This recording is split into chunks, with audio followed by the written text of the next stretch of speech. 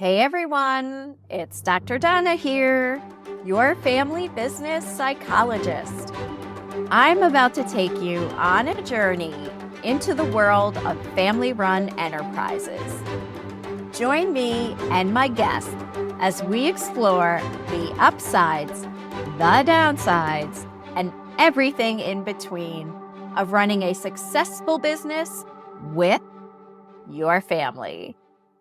You're going to hear from real experts, business owners, and employees about their truest experiences, biggest aha moments, and most insightful tips for how you too can leave a legacy without leaving your family in the dust. Are you willing to have some courageous conflict?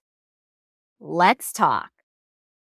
And that's why today we have Charlie here with us. Welcome, Charlie. I'm glad that you could be here. Happy to be here as well. Thank you. As my audience knows, I always like to kick off with the question, tell us your origin story. How did you get to where you are today? I think my journey, like many people, is not planned. Sometimes it's better that way.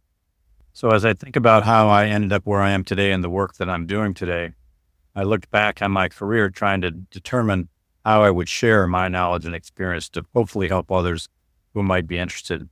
And as I look back in it, it turns out that in my work career, I worked largely for family-owned businesses. I worked with, in, and for family-owned businesses in a number of ways. I've been in all the alphabet soup, C-suite executive roles in family-owned businesses. I've been on the board and am on the board of family-owned businesses. And then as I started my consulting practice after I left industry, the majority of my clients have been family-owned businesses as well. And as I thought about it, it's a market with a large number of businesses in it, and it's a relatively underserved market. So I figured, based on all the mistakes I made and successes I've had, that I could probably share a bit to help these people in these businesses understand, how to actually establish and sustain a legacy. That's fantastic.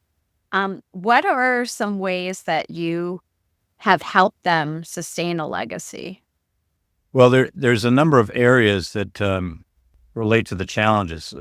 First and foremost, and I know we talked about it personally before, but I wrote a book I published in January called The Power of Legacy. And in that book, I've described what I consider to be 6 critical elements of legacy. So governance is one of them, succession planning, leadership development, corporate and family architecture is part of it. There's more. And each one of those are areas that most people might recognize the name of that category. But what is missing is their connection between those categories. And that's what I attempt to do in that book, to relate them out. So, for example, there's another category that people normally don't use much is called generational engagement. At least that's what I call it. And generational engagement is a process whereby the entire family becomes involved in communicating about what they're like to each other, what they think of the business, how they view the business, what their perceptions are of what the business means to them, et cetera, et cetera. Because from that process, a lot of things can be had over time. It informs succession planning. It informs leadership development and where those gaps may be. It informs the people in the family about things like governance and what it really means, and how to execute governance when in fact you may not be part of the management team of a business. So I work with a number of families with multiple generations. One example is they're going from G3 to G4, and there's 45 adult children involved. Wow. And so one of the things I explain to them is not all those 45 people are ever going to be in part of the senior management team of that business. And not all 45 of them will be a member of their board of directors if they even have a board. Yet every one of them may have a perspective on what that business means to them, even if they're not a shareholder. And they may be a shareholder now, or they may be one later. So having an understanding and a common knowledge of how that fits across, what people like, what they don't like, is important as you set the rules, because it has to be intentional, where the barriers, where the boundaries are on how the family should be managed and how the business should be managed.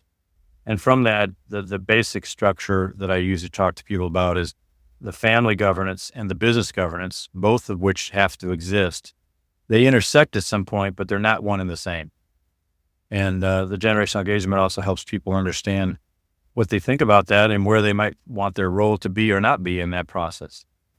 Yeah, I agree. Both of those things are very important to have. And like you said, they overlap, but they aren't the same. And you need to have some kind of formal family meeting, family council, where you're really talking about that. I know I just got back from the private company governance summit, and one way that one of the speakers talked about was kind of having next gen come into the board and getting to choose, do they want to observe? Do they want to have like mentorship, or do they want to join? What kinds of things do you recommend for the next gen that wants to come into the business? How do you recommend kind of introducing them to that? If you've been thinking today, Dr. Donna, get out of my head, and you'd like to chat, just contact me at donna@drdonnamarino.com for a free consultation to see if you're ready for executive coaching. No, that's an excellent point. That is one of the steps in generational engagement, as a matter of fact. And I know you described it as asking members what do they want to do. And actually, it's not an ask. It's not a request. Because you got to start first with what does the business need in terms of oversight and direction. And most family businesses will tell you they understand the business has to come first, because if the business doesn't flourish and survive, it can't provide to the generations now and in the future. So the process that I've taken the companies through, generation 3 to 4 on a board membership, and 3 to 4 in terms of senior leadership as well. And so what entails first and foremost, regardless of which of those roles of leadership you're talking about, is what we call a prospectus, a job description, if you will, of what it is that the company needs, what are the attributes they're looking for, and specifically, how are they going to find somebody that fits that mold. Now, when it comes to family members, unlike independent or outside members, independent outside members typically can be somebody who may have that specific industry experience or senior leadership position at another company of similar size. Many times family members don't have that, and certainly not at the beginning. Families grow up, they go in the different directions. They have some experience, but maybe not so much specifically for that particular business. So as a result, the criteria in that prospectus for a family member is a little bit different. Yes, there's some technical sides. You want them to understand financials and that sort of thing. However, if they don't have that experience, that can be a coaching and mentoring element that you can put in place. So that's on there for that reason. But other things like, do you understand the family values?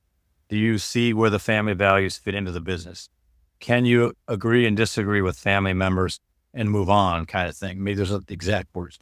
Those concepts are all part of the side of the family you want to be able to determine. And then you go through a process where you open up this, you present the prospectus and invite all who are interested in these positions to apply. And there's an application process. So it isn't just a conversation on the side with a relative. It really needs to be a formal process. So everybody knows that A, they're in the same boat. B, they're looking at the same criteria, and they're going to go through the same process where they're interviewed, going through that. The interview process, I would recommend, be at least some element of an independent voice. If you have independents on your board of directors, they would likely be involved in interviewing family candidates. If you don't, certainly an outside recruiter who would understand the prospectus I just described for family members. And through that process, you make a selection, and it boils down to the final candidate or the final two candidates. And ultimately, if there's a board of directors, they will vote on it. And then if there's a family council, ultimately they make the decision. And so that process it can be pretty straightforward. However, when people are being selected for positions, there's obviously emotions involved. And these emotions take on another dimension because they're also family. And there's somebody you can't walk away from and never see again if you don't like what happened in this process. And so, and on the surface, you may say, "Oh, everybody's cool with this. Everybody's fine. Nobody's going to be upset because they understand." Well, no, that's not the way we work as human beings. We do care. We want to be selected, and not everybody's going to be. So, coupled with that are programs to help develop people. Again, another element of generational engagement. So, in the case of one a family I worked with, and on their board, we brought on one of the one of the G4s to the board to replace the G3 who was rolling off. The other candidates we talked to and said, look, they're good candidates on certain levels. We want to get them involved in understanding the business. So we began to create programs where they're involved in plant tours where they can make their schedule. Even the CEO or the senior leadership team may once a year, maybe twice a year, present the business to them at a certain level so them understanding it. Have them understand and visit locations so that they can begin to learn what are our products, who are our customers, who are our associates, and who are the communities we serve, and what do we mean to them, so they can get an understanding of why this business has the purpose that it may have, which is very important. And then from that process, we allow them to become involved in the business to some extent. If there's a board, what we've done is created what we call associate director positions. And they're limited. They could be a year, maybe 2 at most. An associate director is someone who attends the majority of a board meeting. Not all of it, because there's some things done in camera that are very important not to have everybody in. But they'll sit in, if there's an audit committee, most likely that will review of financial statements.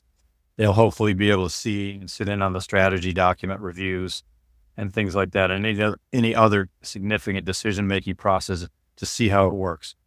Those positions don't have a vote, and they're really not supposed to do anything in the meeting other than listen, per se. But they're teamed up, and you mentioned this word before, with a mentor. The mentor would meet with them beforehand, go over the materials and say, so what questions do you have? What do you see here? What do you think? And in the meeting, they'll be largely silent, although at the right time, a board chair would probably say, do you have a question, just to get them involved? But more importantly, afterwards, after they see what happens and see how people talk and disagree and agree, they meet with the mentor again to understand, well, here's what I didn't understand, why this happened or what. So you're training them along the way. One of the best examples of that actually didn't involve me because it also related to some of the issues related to direction of a business. And I'll get into those things in a second. But this was a case where the grandfather didn't believe women should ever be involved in the business. And this is a very large business, multi-billion-dollar business. Fortunately, the father of this young lady didn't agree with that. So he did actually go through the process of having her attend some board meetings, do the mentoring on the side, and that sort of thing. They've since sold the operating company.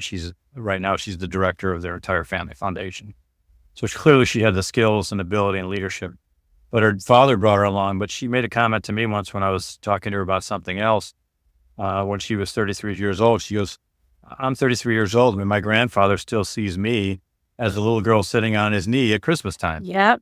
And so the whole element of how you develop people in different environments makes a difference. And those are examples of some of the barriers you actually encounter and how these processes we just talked about can help with that. Yeah, I find that to be a common challenge in family business is getting to see your family members as professionals and in their professional role and not as, the brother, sister, granddaughter that you've known all your life. And maybe you see them as that little person, so to speak. I think that's a common challenge in family businesses and obviously a unique challenge from other types of businesses. Yeah, without a doubt. I mean, one of the classic lines is, well, Susie pulled my hair when I was 12 and I'll never forgive her for that. Yeah. So you can't walk away from the emotional connection of a family. Certainly it's difficult to walk away in a public company and there may be hard feelings. It's gone. Ultimately, it's gone. It's never gone in a family business. Yeah. I'm curious, out of the 6 principles in your book about the power of legacy, do you find any one of them that the families are most resistant to? Because there were several in there that I know my clients resist. I'm curious Sure. your experience. Well, my experience is that the word governance is a bad word. And I don't mean that in any negative way, because the perspective seems to be, I don't want anybody telling me what to do. This is my business, and that's totally valid. Or I don't want anybody understanding the details of my financial situation or other things that I feel are confidential to me. Family-owned businesses are almost always referred to as privately held. And the key word there is private. Yep. And so you have to respect that and understand that. So when they say that to me, I totally understand why you say that. And I might ask them, so if you were to buy a $500,000 piece of equipment, what process would you go through? And they begin to say, well, we'd have engineers involved and all the smart things, engineers involved, estimates made, timing schedules made, business assessment in terms of implementation, and an approval process. Even if they're the founder, it's just them, it's still an approval process. And so what I try to point out to them, that's governance. Governance in its simplest form is decision-making, and it can take all kinds of forms. And that's one of the things that I think, one of the biggest reasons, quite frankly, why I think the statistic says less than 3% of all family-owned businesses make it to G4 or beyond. Because if you have not done generational engagement or have not prepared a family for moving to the next step with that business, or they don't want to be at all involved, you're all of a sudden going, how can I have this business if I step out of it?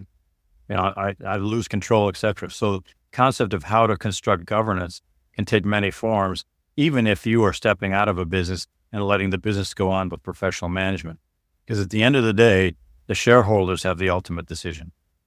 And, again, you have to have a process then whereby the family and the business go through their governance practices, and the family does make the final decision.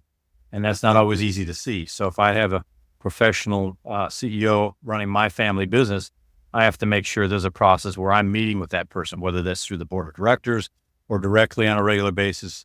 I have to have an oversight matrix, if you will, about decisions that are made, about purchasing another company, selling a business, significant amounts. We're talking about material amounts that are made, because you don't want to hamstring the manager. And so those are ways that people can learn over time. But I think more importantly, if generational engagement starts and proceeds for enough of the generations and the period of time, I think you'll find that there are opportunities for other family members to be involved and stay more directly involved, and the legacy can continue. I'd make one other point about legacy. It doesn't necessarily mean it has to be that business all the time. It may be that you sell that business and take that wealth and pivot into something else that's a legacy. A legacy is about providing, in my mind, providing for future generations, and you can do that in many ways. And typically what happens in many cases is people don't plan for that. And so the founder dies all of a sudden, or even because of old age, and they're like, oh, well, what do we do now? Oh, I guess we don't have any governance structure. The family doesn't know the business and vice versa. So again, we're in the 97% that doesn't go forward. Things like that are all part of it. But governance is probably the biggest. Yeah, I would agree in my own experience as well. And it does have a lot to do with that wanting privacy, not wanting to lose control over the business. I also see where companies, family businesses, they get to the point where they're ready to bring on a board. They're convinced now, but they actually don't know how to best utilize it.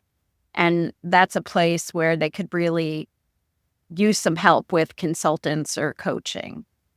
Absolutely. I'm a member of the Private Directors Association, and a group of us actually helped a family-owned business here, a 56-year-old family-owned business here in Charlotte, outside of Charlotte, North Carolina, go through that journey of deciding how do I set this up, and what does it mean to me, and what is my role versus them, et cetera, et cetera. So, and by the way, the nature of a board of directors is actually not one thing.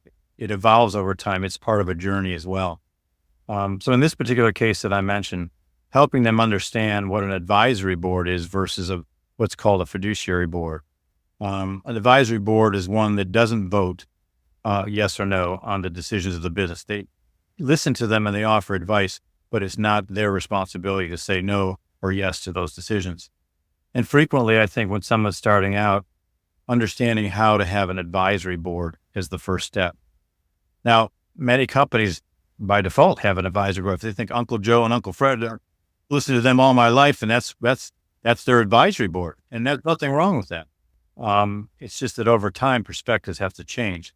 Things that affect the business, technology changes, markets change, governments change, and regulations change. And having some element on that board, whether it's advisory or a voting board, that has experiences that help the company face the current challenges is very important.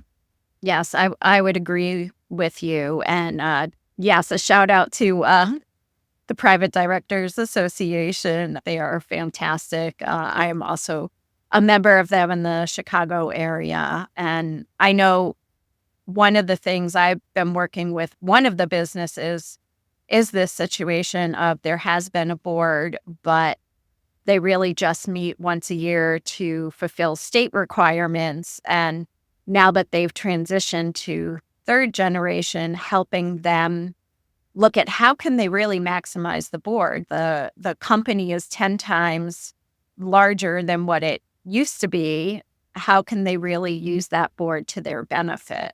That's very important because it means there also are, for lack of a better, term limits for a board of directors. So as the business grows, they're 10 times the size. Well, industry experience in that size of a business and in whatever industry they're in, and how and why that growth came about, are critical skills to help the business. Not everybody has to know everything, but you want a mix of skills that are very important. So term limits, and in privately held companies, it's a little bit longer on the surface than publicly held companies. I think I've seen some studies. The NACD did a study. I think could be 10 to 15 years. And it all depends. It depends on how fast things are changing. If somebody comes in and they have all the experience in the world in the markets the way they are today, and now you're going into totally new markets, there may need to be an additional person or a change in that as you go forward. So keeping an eye on what are the needs of the business on a regular basis for bringing on board members, by the way, family or otherwise, is important to make sure that you're covering off those things as you go forward. I'm curious, do you see a difference in like what type of person or who you would want for an advisory board versus a fiduciary board? That's a good question. In my mind, I'm not sure there's a difference. I'm not sure there's a difference in terms of the skills or backgrounds. It may be different in terms of the personality, only because, somebody thinks that they want to be telling people to not do something, or that they wouldn't be a fit for advisory board. As it is, you're not supposed to be telling people what to do. You're supposed to be listening and understanding the circumstances, getting an understanding of the challenges that face that decision, and giving an honest and open opinion on that. But I think in any event, anybody on a board has to be of a person who can listen well and make sure they understand. And by the way, and I know you haven't asked me this specifically, but that's why diversity is such a key element for boards. You'd be surprised. Somebody may be a diverse candidate on the board. So when they speak, they're going to say something about the situation completely different than the person skilled in that industry. And you'll think, wait a minute, how's that? But if you listen enough and you listen, what I call listen longer, you begin to understand how, even though they're using different words, there's elements of their perspective and angle on that are extremely important to pay attention to. It takes extra effort, but it's very important to do that. So I think the personalities can be the same, but in any event, you're not there to command people to do things. You're there in an advisory role, whether you're voting or not voting. So I think there's generally some similarity. If somebody's good at voting and has the knowledge and it's more direct, and if that's direct, not everybody's going to be upset. That's a fiduciary board, not an advisory. So it's kind of a gray distinction. Yeah. I'm glad, of course, that you bring up the issue of diversity. I know that I belong to an executive forum, and I'm certainly the only psychologist in the room, and one of the few females in the room. And the feedback that I've gotten from, the other business owners in that room is that I bring such a unique perspective, things that they never thought about, which really helps them understand their people better and how to work with them better. And, take that different perspective, have more emotional intelligence. And it's really nice to be able to contribute that. 100%. And it's not that some of us analytical people don't have emotional intelligence. No. We appear to not have it. I understand that. The point is, and I learned this lesson long ago, and by the way, one of these stories is in the first book I wrote called The Power of Respect in Business. And it's related to the ability to listen to others but recognize why. Because analytical people, and I can speak for myself, I can remember somebody starts talking to me about something they need direction or help with or guidance on. And as they begin talking, I'm thinking, I know the answer. I know I'm down the road in my mind. I know where this is going. I've got this all solved. And they're looking at me like, dude, you're not listening. And I think I am because I really intend to, but I'm not. Yeah. And so those kinds of skills that come from other people's background to be able to get out of the linear decision track to one point and be able to consider other things as you go, including people's feelings about things, not just what do you think, but how do you feel about something. When you make a change in an organization, this is largely, and you know this better than I, change management processes that people talk about and seldom know how to do, is how you take into consideration what is this action going to affect other people and how do you address that? Especially if you're making a change in personnel or in a function or other kinds of things, or a process completely different, or holding people accountable when you didn't before. And what does all that mean? And how you help people understand how what they do matters in the process. A very important element. Absolutely. You want every person at every level in the business to really understand the importance of their role and how they impact the final outcomes.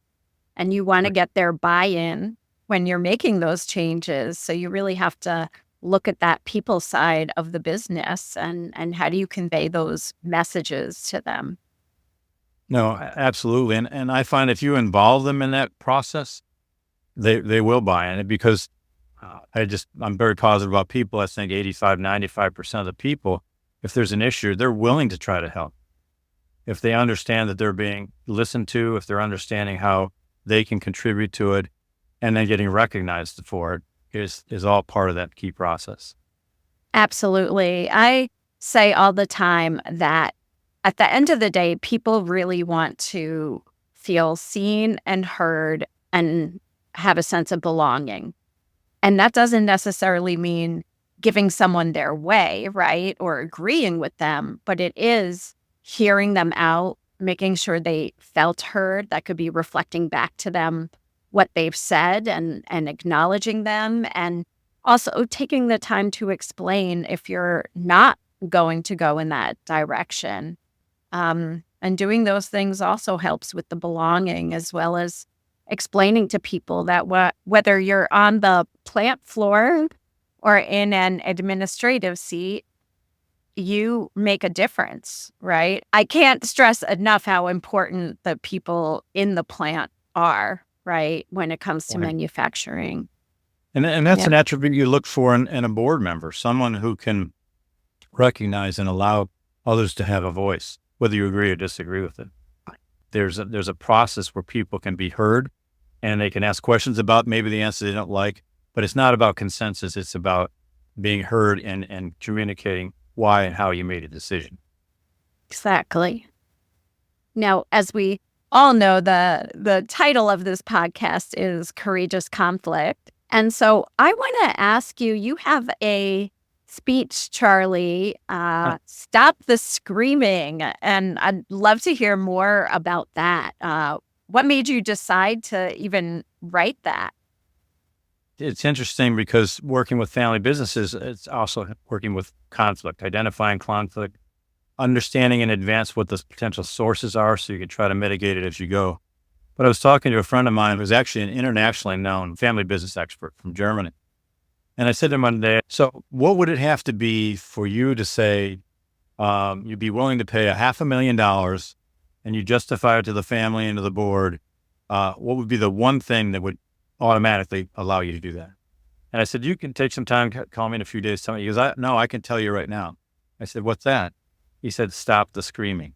And That's where I first heard the phrase, and I understood it has to do with conflict. And what I've sort of turned that into, stop the screaming, is about identifying and trying to mitigate family conflict. And from my experience, there's three major areas where conflict tends to arise. One is about purpose, one is about direction, and one is about legacy. And so in the speech, I talk about each of those. A conflict of purpose is, why are we in business? Is it for providing customers, associates, and et cetera, and serving them? Is it about providing for the family only?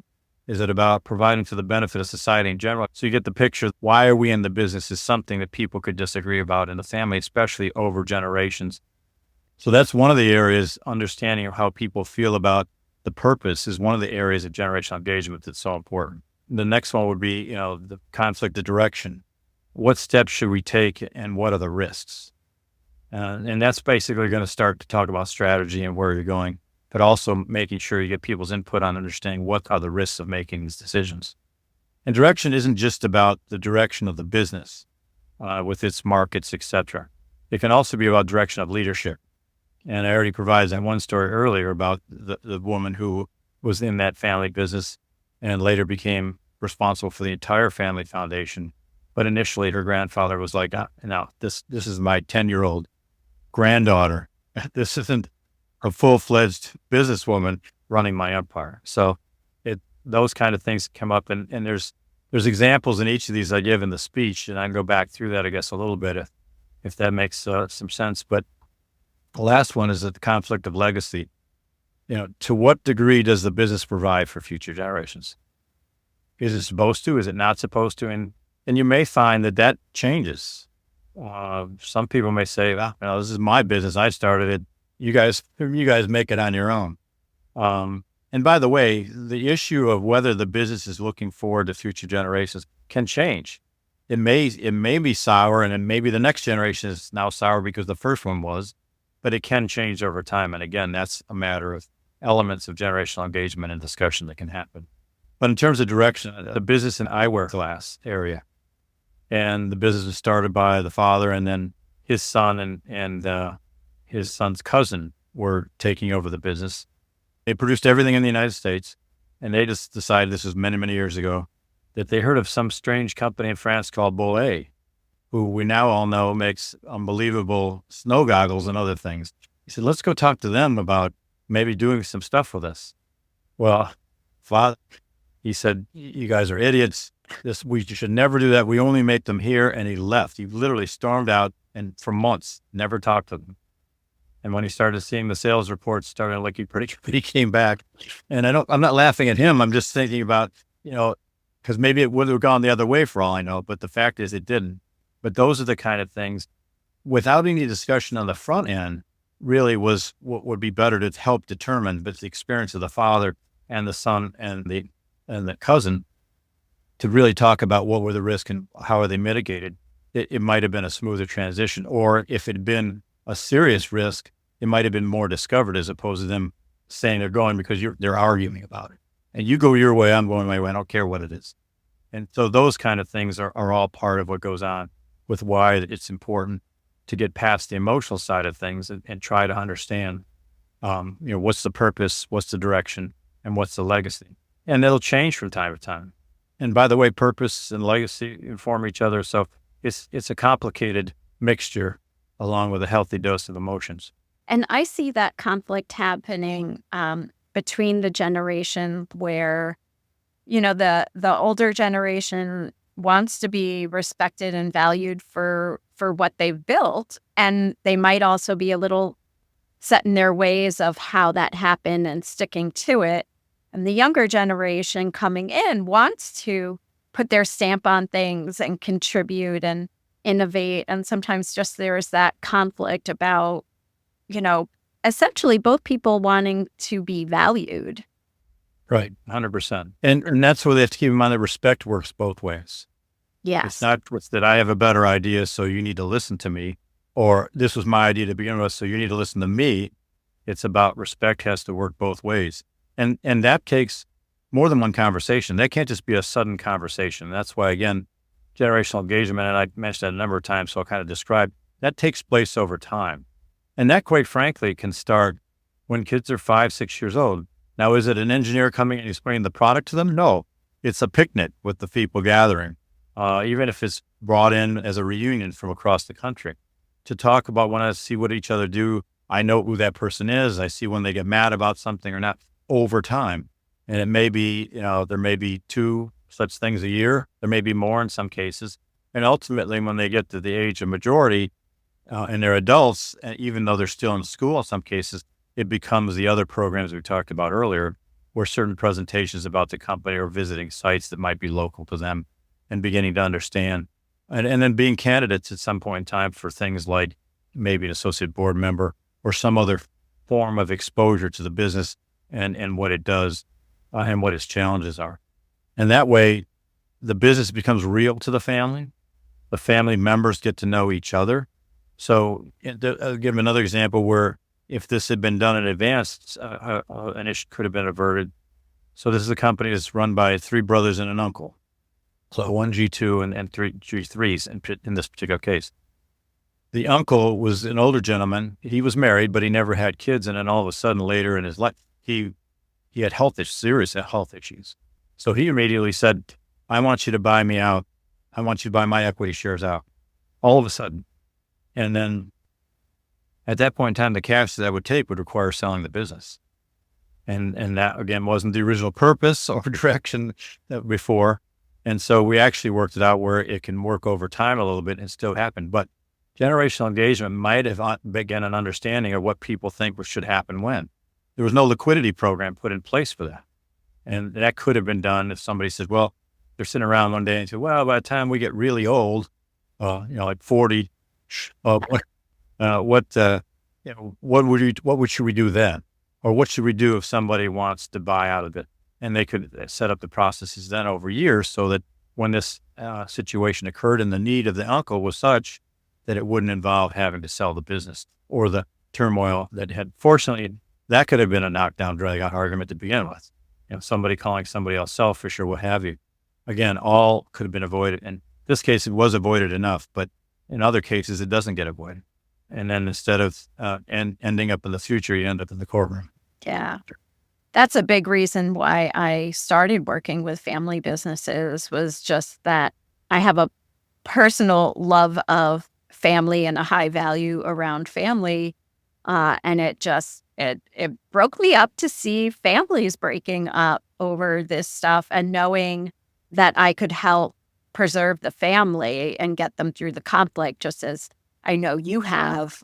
It's a huge contribution, I feel like, to the family, but also the communities these family businesses hire from and give back to, and just that big impact they have on everything from the economy to, local businesses and charities. And it's important. And the communities themselves, regardless of what business you're in, a healthy business helps everybody. Yes. And in particular, in the case of family businesses, they have another objective in addition to the economics, and that is nurturing situations. It really helps. And I think family businesses are the largest number of businesses there are. Yes. So clearly, it's an element of the backbone of the economy, certainly in the U.S. and actually worldwide. So it's very important to help people understand how that works and how they can take the benefit of them building their legacy to help others. Yeah, it's so important to everyone, whether they realize that or not. To your point about getting the next gens involved early, I know someone who is owner of the family business now, and he remembers his dad taking him to trade shows, when he was 7, 8, 9, and how much he loved them. He really enjoyed the whole experience. And, that's what gave him the passion for the family business. If he hadn't had maybe all of that exposure beforehand, who knows if he would have wanted to get involved or not. No, that's absolutely right. And as he was growing up, as he learned more about what the business is and what it needs, he would then perhaps in terms of his career path, gotten those experiences or gotten that learning to go ahead, and which makes him an even more valuable family member on the board or with respect to senior management or just as a member of the family council, quite frankly. Yes, for sure. Charlie, before we go today, I'd like to ask you if you have one or two final tips that you'd like our audience to walk away with today. That's a great question. The one thing that runs through the two books we mentioned there is the word respect and the place of respect. And I happen to have a podcast as well called the Power of Respect podcast. And I close every one of those shows with the same statement. And that is that respect builds trust, trust builds relationships, and relationships are the key to leadership. That's so important to understand. And again, being an analytical person, I have to work on the relationship side of things because I believe that leadership is an equal emphasis on results and relationships. So good leaders never argue with results, but great leaders place an equal emphasis on results and relationships. And it's not 50-50, it's 100% and 100%. Exactly. I would agree with that completely. Charlie, if our audience wants to contact you, how can they find you? Well, our website is experts, or my email address, which is, please feel free to reach out to, is Charlie, Charlie, at expertsinhow.com. Very nice. And where can they find your books and your podcast? Okay. They can find the books on Amazon. In terms of the podcast, you can get Power of Respect podcast anywhere. You can get it on Spotify, Apple, etc. You can find it just about anywhere. There's approximately 30 episodes out there so far.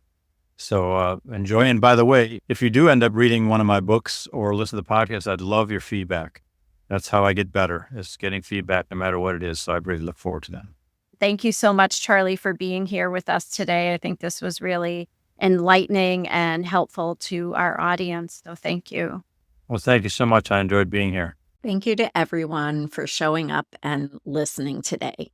If you found this show helpful, go ahead and hit that follow or subscribe button. It does wonders for the show so more people can find courageous conflict. And if you listened to this show today and something resonated for you, go ahead and contact me at donna@drdonnamarino.com. I'd love to have a conversation with you and offer a few recommendations. I read every email I get, whether that's an episode idea, a guest recommendation, or just a simple note about how the show has impacted you. I'd love to hear from you. I'm Dr. Donna, and I'll see you on the next episode.